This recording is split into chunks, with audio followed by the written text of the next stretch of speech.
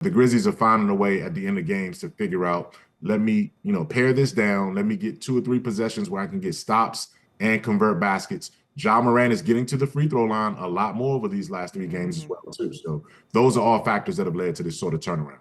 Just keep it close and then let Ja close it. Yeah. Ja Morant as a closer. I said it yesterday.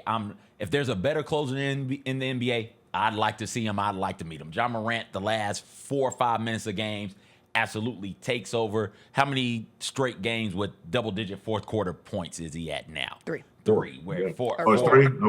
Okay. It's enough to where it is. Oh, this dude is that down the stretch and in the clutch. And as long as you have that, if you can just keep it close through 3 quarters, Ja Morant can carry you home. It does feel and that be way. Ready. What'd you say, Mike? I say, and have his teammates ready to catch the passes too, because Ja doesn't have to shoot it every single time down the stretch. He's looking for guys to set them up too. He'll lead you right to the rim and make it as easy as possible. For all you have to do is either catch and shoot if you're a shooter, or catch it and put it over the rim if you're a dunker in that spot right there. So he's a great facilitator. His assists have gone up. We're seeing him play with a lot more, sort of looseness. He's looking to be a little bit more mentally free. He said he had a quote last night in the locker room. He said, only the 15 or so guys in this locker room know exactly what I'm going through right now. And I appreciate how they've responded to me. And I owe them that. I owe them to get out there and show better body language. He reiterated it. So the messaging coming from Ja over these last, several days has been very, very encouraging. Considering where it was about a week and a half, 2 weeks ago. So he's better. He's in a more stable place. And I think that's coming out in terms of how he's playing. But it's a combination of some good factors, that's leading to where the Grizzlies are on this 3-game winning streak that hopefully goes to 4 next game.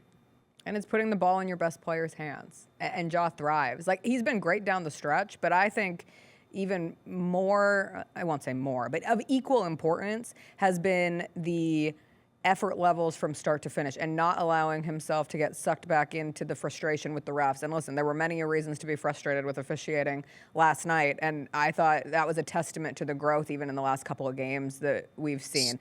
Had him, with his daughter before the game. He looked loose, getting to play a little with Kari. Kari's adorable. He had her in the post-game walk-off interview after the win. But just there's a different energy around Ja, and I think that's a huge testament to him of figuring it out. That's what leaders do, is figure out, okay, I might not be at 100% my best, might not be physically at my best, but I'm going to figure it out, and I'm going to help lead this team. And I thought his getting as many players as possible involved in the offense last night, despite being down so many bodies, really stood out. Like highlighting Marvin Bagley, this is how we're going to get you engaged in the offense. And then that carries over onto the defensive end too. That felt very intentional from Ja.